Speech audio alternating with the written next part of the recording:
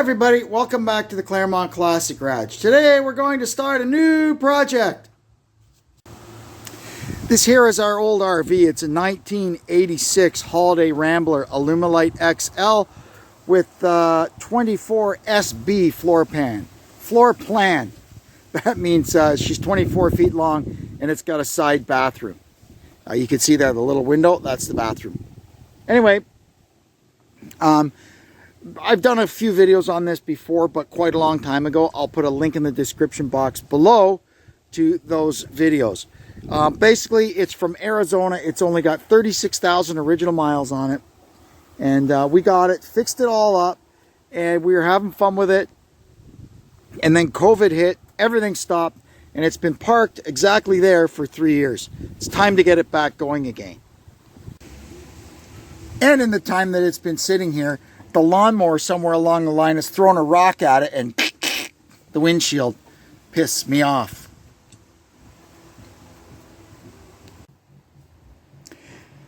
This thing,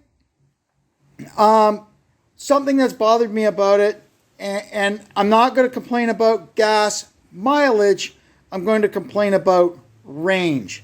So we've got a 460 engine, that's 7.5 liters, with a 4-barrel carburetor on it, and the thing weighs 11,000 pounds, and it's going down the road, and that's going to take a bit of fuel to move that along. Now, we've monkeyed around with it and done this and done that and changed our become a little more disciplined in how we drive it, and I can get 10 miles to the gallon. Now that's 10 miles to an imperial gallon. Bear that in mind.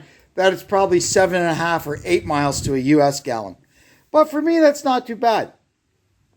Where my problem is range, not the miles per gallon, it's range. So it's got dual fuel tanks, but they're small. They're like, I don't know, 16-gallon tanks or something. That's 16 probably imperial gallons. And you just can't go far.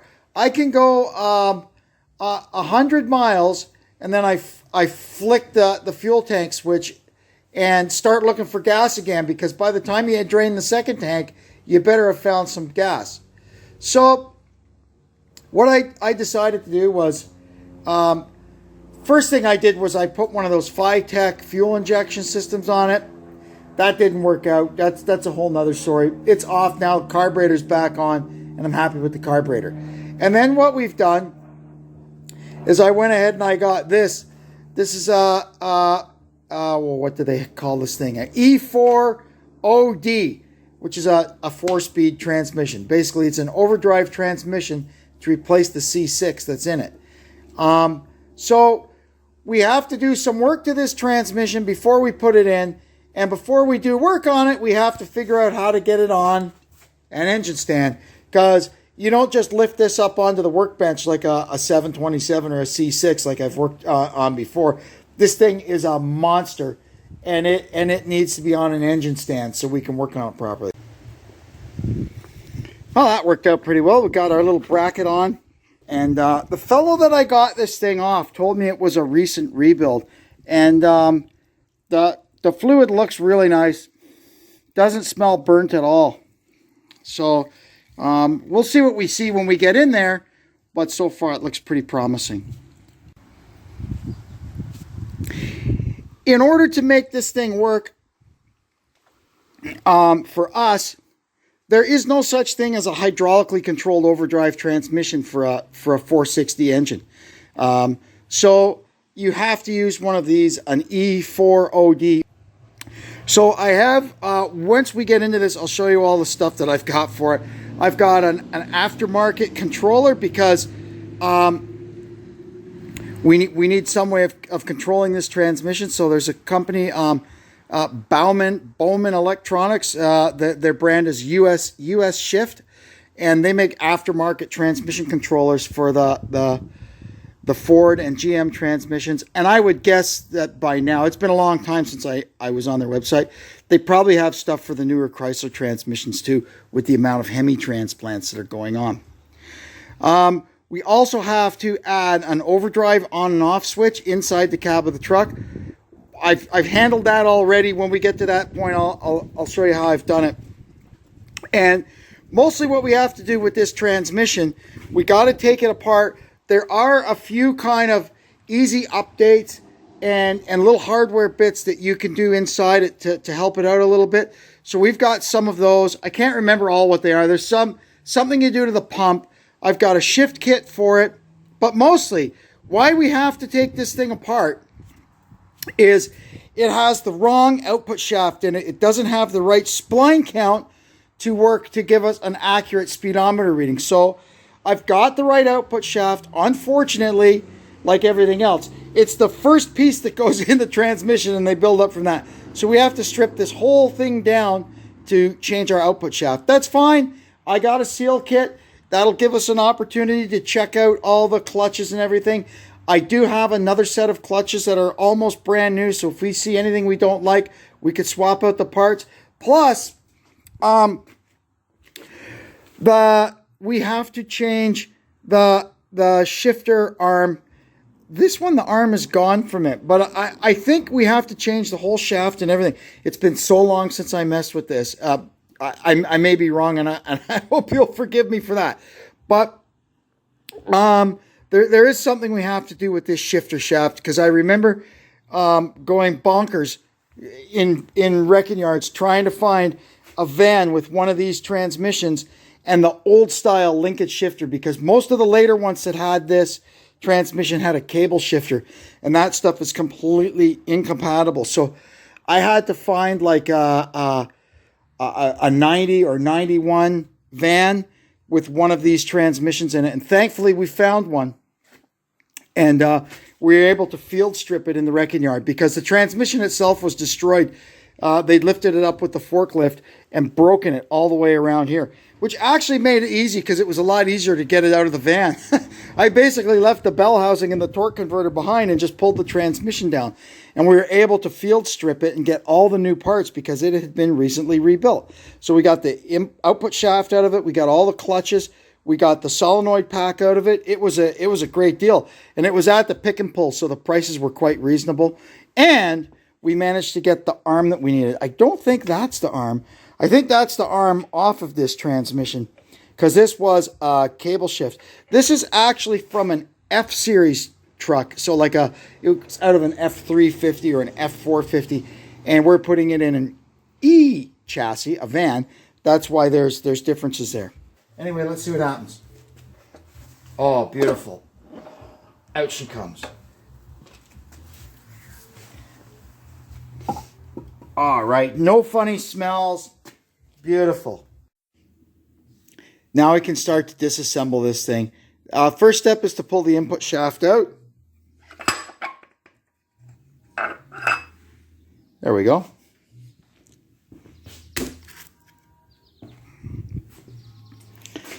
Now we need to roll it upside down so that we can get the valve body, the oil pan, all that stuff.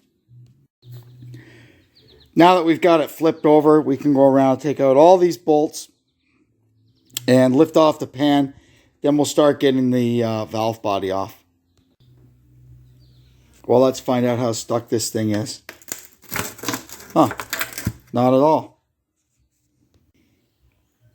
Well, pretty happy to see that the bottom of it is not all full of chunks and shrapnel.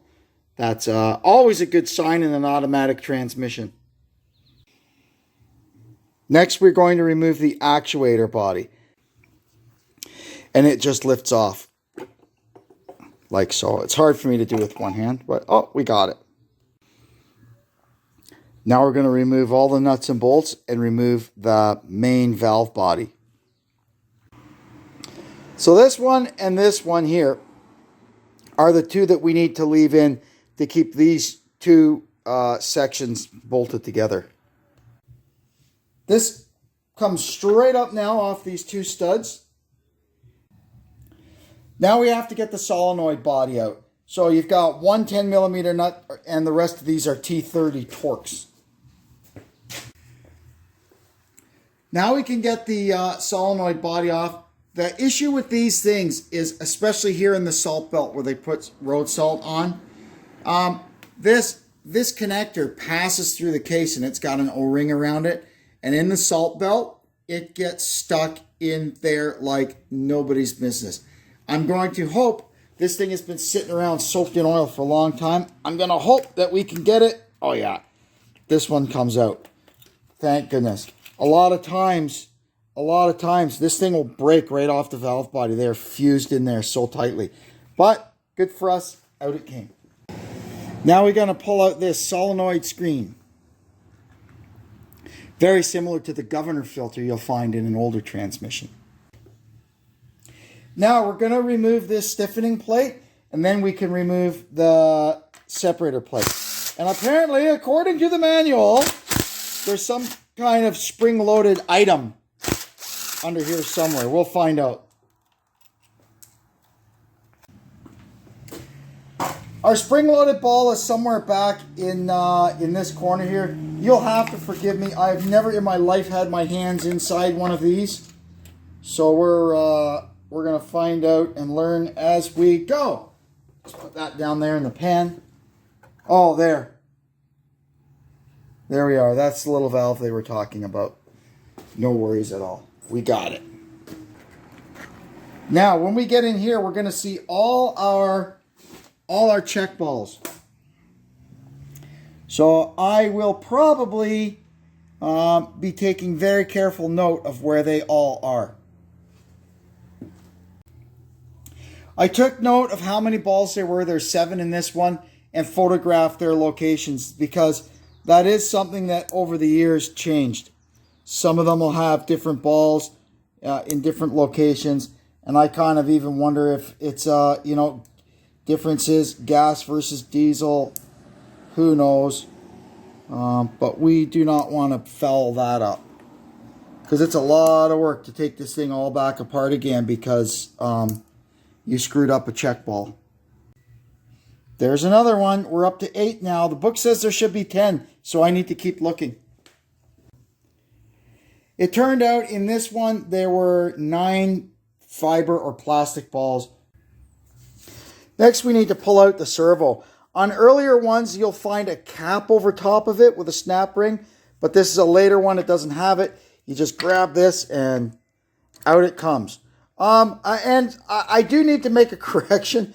I keep referring to this thing as a 2003. It is not. These transmissions came out in 1991. And for a while around here, I had a 2003 E350 engine and transmission. And I keep getting this transmission confused with the one from that. That would be a 4R100 in the 03 van. I think it was probably the first year for them. This is an E4OD. It's 1995, this transmission. It came out of an F350. And the first year for the E4OD was 1991. So this one is 4 years in. It's got some of the updates, but not all of the updates like you would find in a 4R100. But anyway, I just wanted to clear that up. Now we need to remove the 3, they call them feed bolts. I kind of think they're center support bolts. But anyway, we'll find out when we get in there. It says to discard them too. Interesting. I'll probably have to get some of these from the Ford dealer.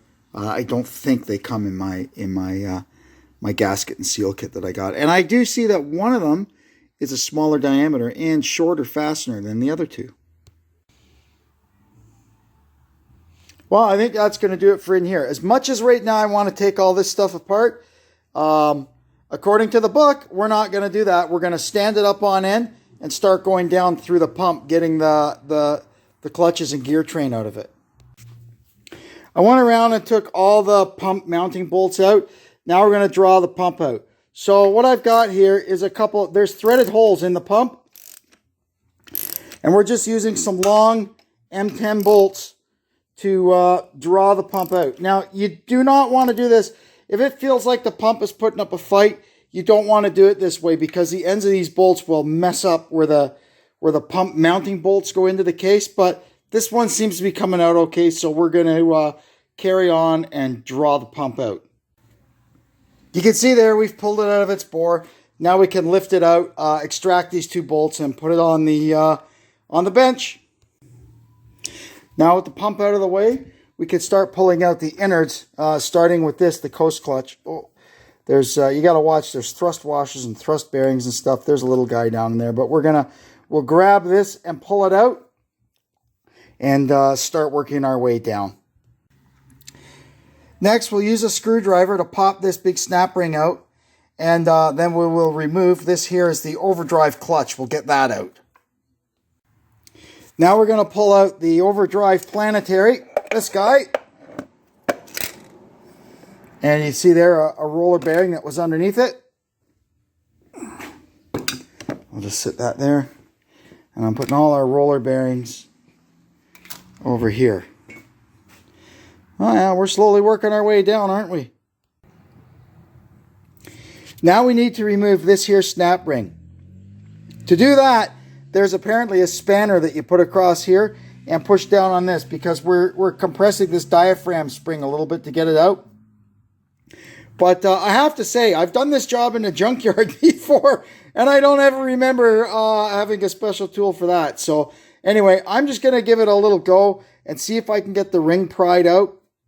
The thing might pop up when it comes free, but we'll make sure we make the special tool for when we put it back together. But for now, as usual, we're going to cheat. Yeah, no worries. We got it out. So now I'll probably need to put the camera down and use both hands to get this out. This is the clutch piston for the overdrive clutch.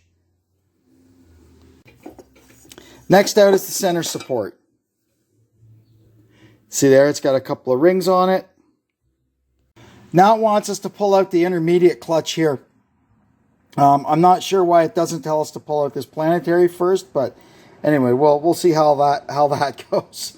To get just this clutch out, I'll probably have to hook it from both sides and pull it up like that with a couple of picks or something.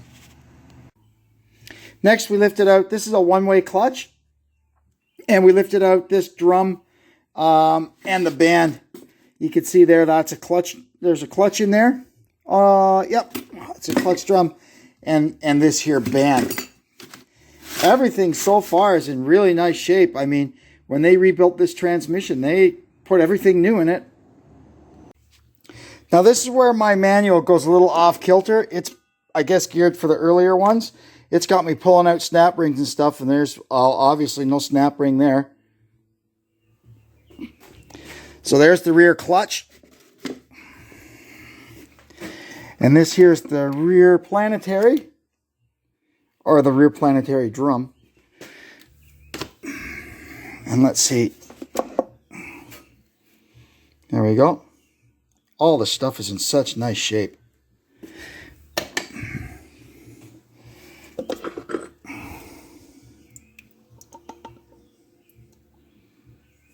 Oh, there's one more. Oh, I see. There's the snap. They were talking about a snap ring. Now I see it. It's down there. They call that the reverse snap ring. Okay.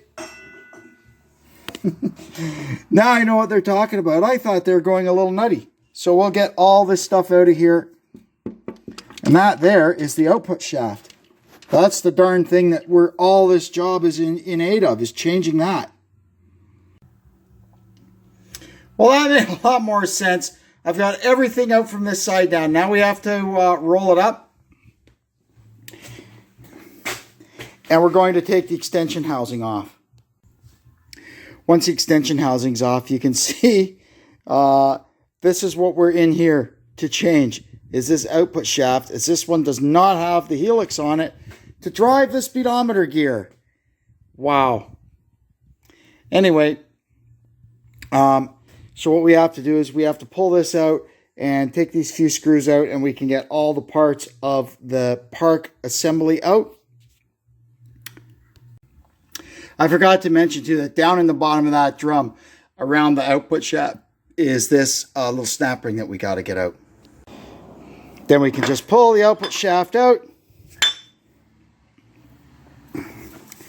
drop the parking pole off,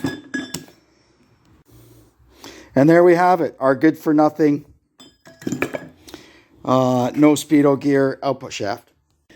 Then we remove these 5 bolts around here and get the one-way clutch. I don't know if it's the one-way clutch itself or the base for it. We'll find out when we get it out.